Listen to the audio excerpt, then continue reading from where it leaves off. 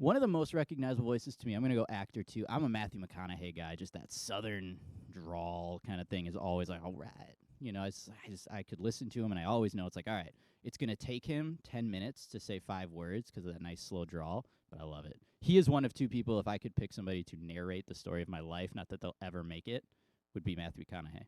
Would be one. The other, Jim Nantz, the golf announcer, Jim Nantz. If you don't know, look up Jim Nantz opening the Masters, and that's what I want. Anyway, voices are recognizable for many different reasons. Like we talked about, the sound, the cadence, the strength that comes behind a voice. Some people have this very strong, authoritative sounding voice. And that's the part that actually brings us to today's psalm. We are in a summer series called Psalms of Summer. If you haven't been with us, we're just looking at a different psalm each week this summer. Today will be Psalm 29. It's 11 verses long, and a large section of it really talks about the strength and the power of God's voice. Now, that's not to diminish that God absolutely speaks in that still small whisper, and that's when we think about a lot. That's totally true.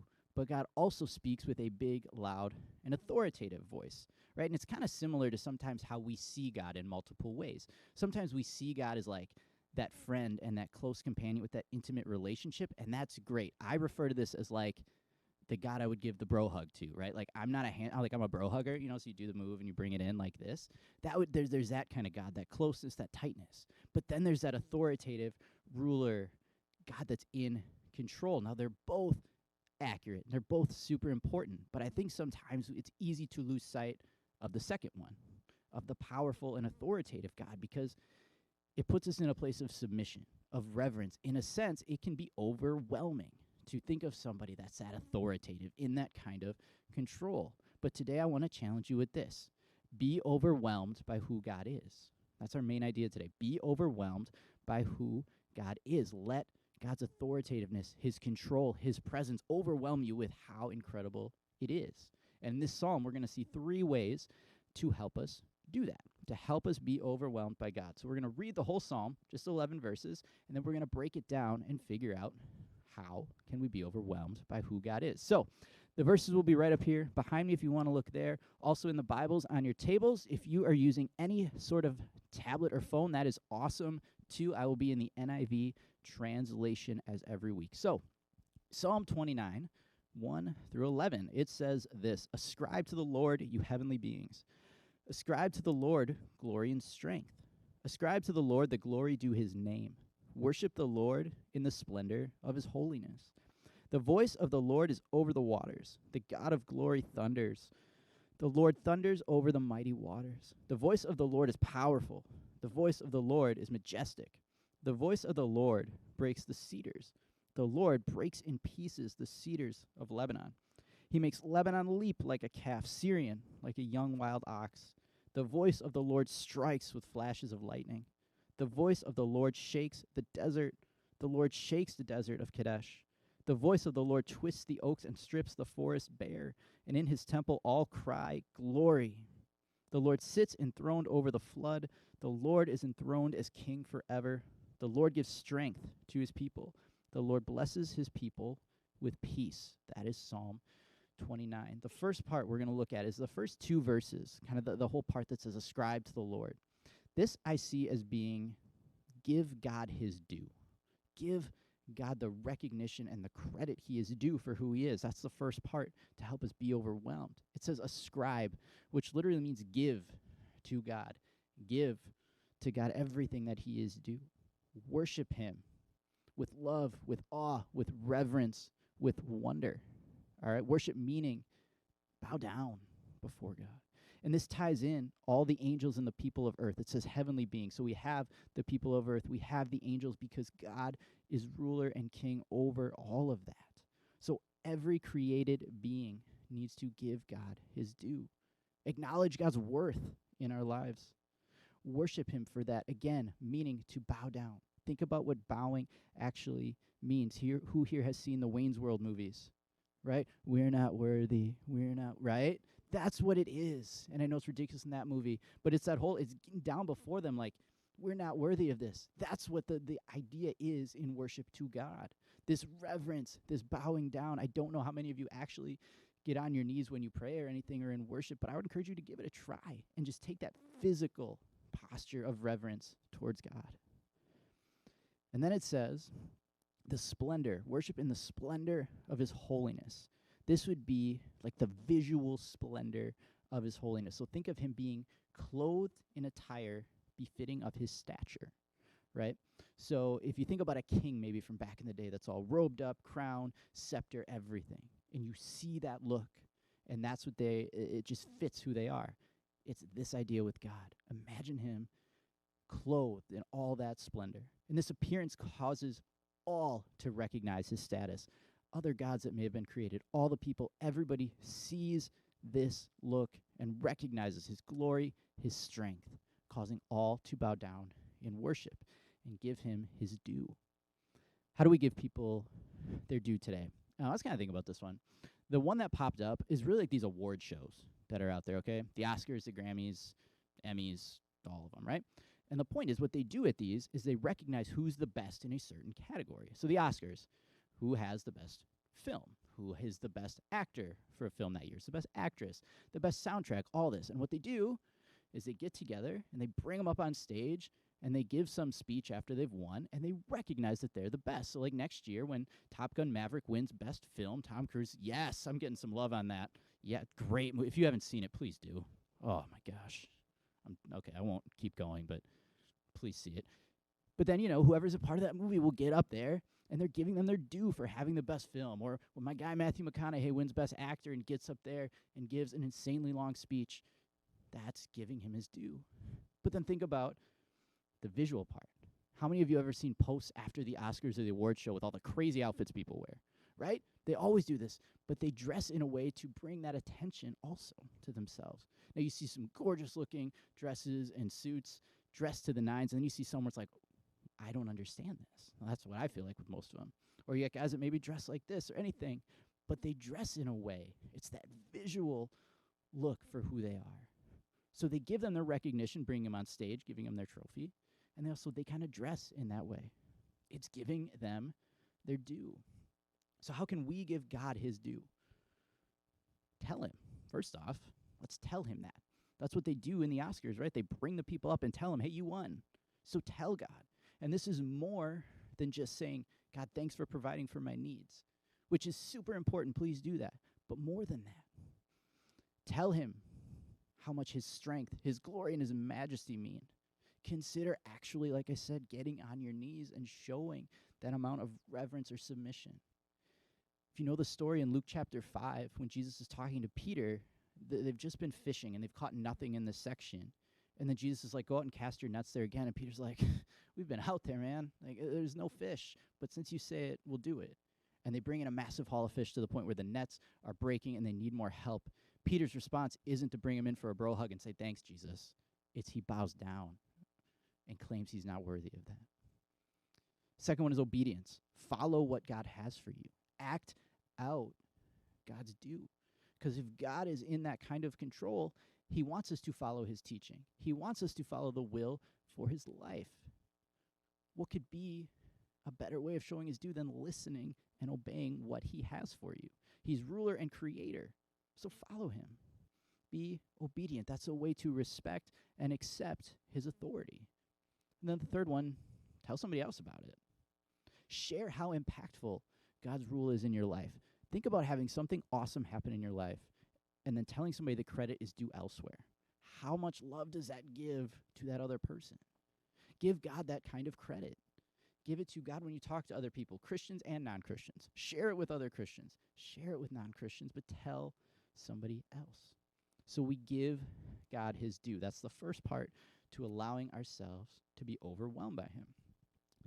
Second part, we're going to look at verses 3 through 9. This is kind of the big, bulky section. So let's read verses 3 through 9 again. And this is full. If you are somebody that likes imagery and things like that, I think this is a great section. The voice of the Lord is over the waters. The God of glory thunders. The Lord thunders over the mighty waters. The voice of the Lord is powerful. The voice of the Lord is majestic. The voice of the Lord breaks the cedars. The Lord breaks in pieces the cedars of Lebanon. He makes Lebanon leap like a calf, Syrian like a young wild ox. The voice of the Lord strikes with flashes of lightning. The voice of the Lord shakes the desert. The Lord shakes the desert of Kadesh. The voice of the Lord twists the oaks and strips the forest bare, and all in his temple cry glory. This is recognizing God's voice. That's our second part, recognizing God's voice. And there is a ton of imagery in this section. It is basically, think of it as a moving storm, because you hear it kind of from the water, and it starts to move inland and keeps going through the desert. But the storm here relates to the voice of the Lord. That phrase, voice of the Lord, is used 7 times just in those few verses. So his voice is like a powerful storm. And it starts over the waters. Most likely, David is writing here, this is the Mediterranean Sea, which would have been just known as the sea. Huge sea back in this day, used for a ton of stuff. We hear about it a lot in the Bible. We're most likely talking about God thundering over the big Mediterranean Sea. Now, he thunders, not just speaks and talks, but he thunders this big boom of thunder over the sea. And then it starts to move inland. And it says it breaks the cedars of Lebanon. So these cedars were very well-known trees in this day. Everybody would have recognized what these were. Stood roughly 120 feet high, 40 feet wide. When I was seeing this, I instantly went to like the redwoods. If you've ever driven through the redwood forest in California, just these massive, giant trees. But the cedars of Lebanon, they were firmly rooted. They didn't decay easily.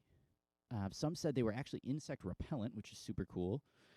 And they were used in royal palaces. So like David and King Solomon would go get the wood from these trees to use in their palaces. People traveled to get these trees. This is some really good wood, all right? This is a big, strong tree. Now imagine the power of God's voice snapping it like a twig. To be able to break those majestic trees with his voice, that is the power of God's voice. And it says, Lebanon leaps like a calf, Syrian like a young wild ox. Syrian would be another name for Mount Hermon, which would be one of the mountaintops that was very visible from where David would have been. So imagine young, energetic livestock just like jumping and making noise. Ryan, Dave, and I were at the Forward Madison game last night, and they bring one of the cows. Naturally, we have a cow as a mascot. We actually have 2 for our team. But Leonella Bessie's there. She makes noise. Now imagine if this big cow starts jumping up and down, and what will happen, how it will shake and be loud. God's voice makes these places rumble like that. It's that kind of strength, like they could just jump up and land. And then it strikes like a flash of lightning. Think about being taken back when you first see, if you're sitting in your room and it's dark and a storm's coming and the lightning just hits the window. You kind of do this move and look. That's God's voice like the lightning, that explosion of light. And it's like, whoa, you're kind of taken back. Feels like it comes out of nowhere.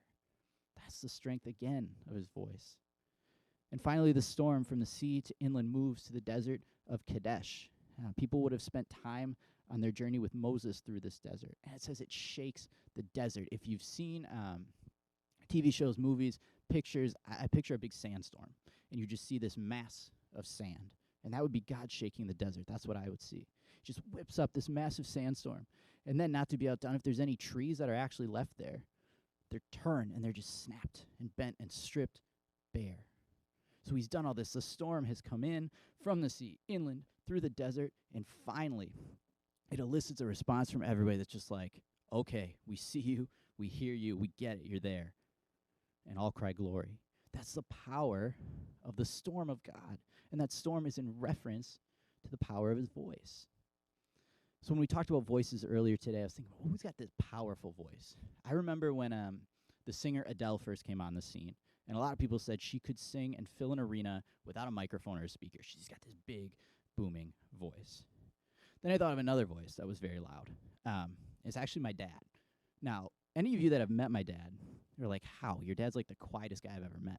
True statement, except when we were playing sports. And my brother is here to corroborate this. He and my buddy's dad, who we called Big Mike, so we had my dad and we had Big Mike, could fill a soccer stadium yelling at either us or a ref like it was nothing. We're down here playing. They're up in the stadium, and it's like, I can hear it's like, let's go, Geoff. I'm like, man, like, chill out. I'm going. Like, my dad's voice was loud. The funny ones when he yelled at the refs for us. That was always a good time. But it was just this loud, powerful voice, and you recognized it from my dad and from my buddy's dad, Big Mike. It was just loud and powerful. It's like, there it is, right? It came through down. Even if we were yelling at each other and our teammates on the field, we could still hear that voice from the stands. It's that loud, powerful voice. So how can we recognize the power of God's voice in our lives? We have to be aware of what's going on around us. All right? I think this is looking for the whoa moments in life. The moments where it's like, I cannot explain what happened there or how it happened. It's so incredible. It can only be because of God, because of the power of God speaking to somebody or acting out and doing his thing. God led these things to happen, even if we're not audibly hearing a big booming voice, but the voice is strong enough to make the unthinkable, the unimaginable happen. So we have giving God his due, recognizing the strength of his voice as two ways to just start to be overwhelmed by God. We have one more. Let's look at the last two verses of this psalm, verses 10 and 11. It says this: "The Lord sits enthroned over the flood. The Lord is enthroned as king forever. The Lord gives strength to his people. The Lord blesses his people with peace." I think this is recognizing God's authority, God's kingship, God's control. So really recognizing God's authority. It says God is enthroned over all. So basically we look at this storm that we just saw in the previous verses. God's enthroned over all that. He can control it. So while the earth is shaken and beat up, God is not. All right, it says he's enthroned over the flood. The wording used for the flood here is the exact same wording used in the Genesis account of the flood and Noah. So if you know that story of God flooding the earth in Genesis, it was God's judgment over people that had disobeyed and sinned. So it shows God is enthroned over judgment. That's the kind of authority. So he's more than just a massive, loud voice. There's some authority behind it because he sits enthroned over that flood, over that type of judgment. He can hold creation together with this because he wiped things out, but still kept it together with Noah and the animals in the family, the people in the earth. So that's the kind of authority and control God has. But it doesn't end there. And this is probably my favorite part here at the end, is that this is a king, a ruler, and a figure that gives back to his people. Because it says he gives strength and peace. He gives us strength, the ability to lean on him and get through the things that seem like they're too much, the heavy burdens and the struggles and the trials. On our own, we can't do it sometimes, but God gives us his strength and his presence to get through. And then he gives us peace. And peace being more than just the quiet we think about, but peace being calm through that whole storm, that storm that is ripping everything up. He gives us peace, the knowledge we're not alone. We're protected, we're not forgotten.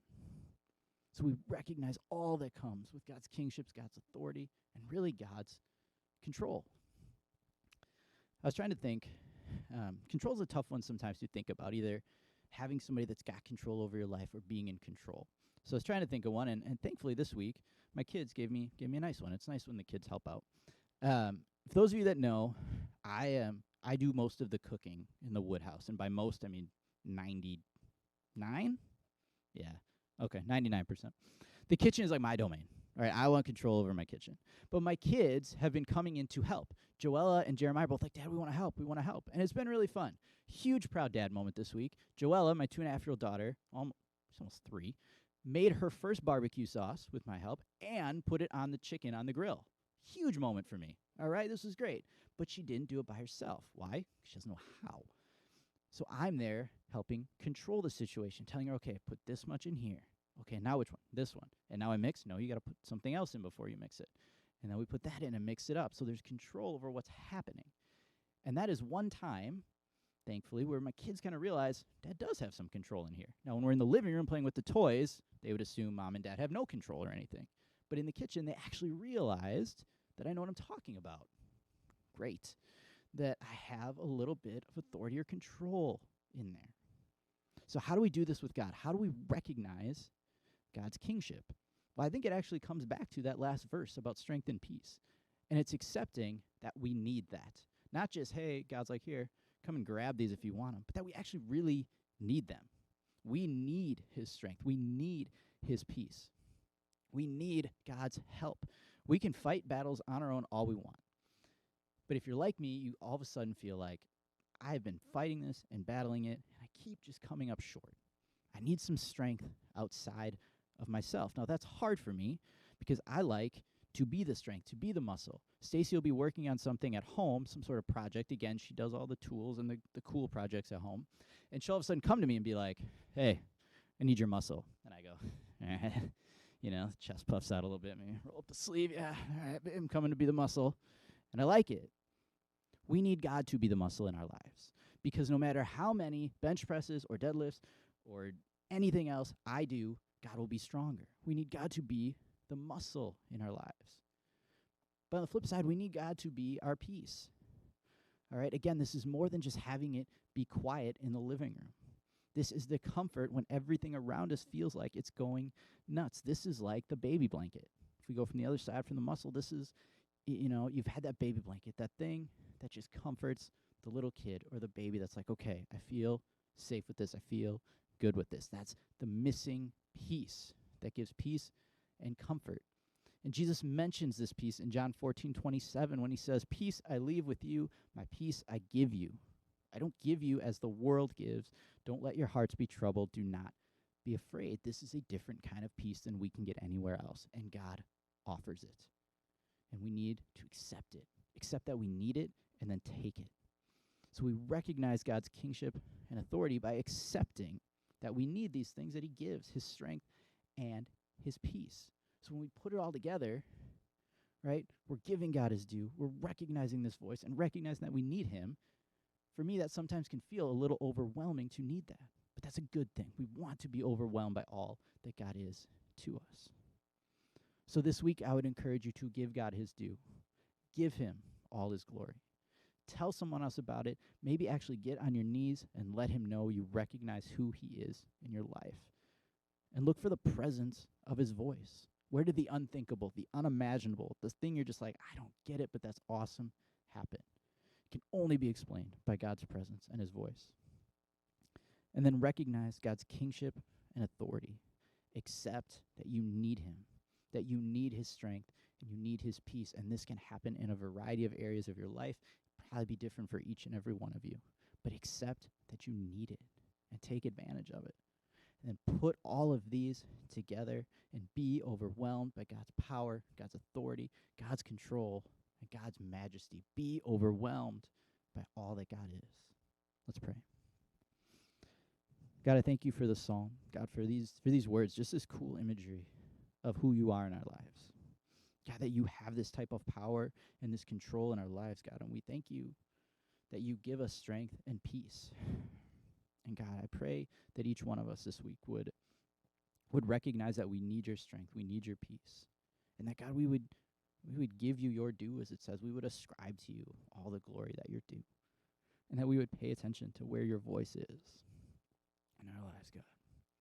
I pray that we would look to you and look to you first for strength, for peace, for power, and for authority. And God, I pray that we would allow ourselves to be overwhelmed by the incredible presence that you are in our lives. Pray this in your name.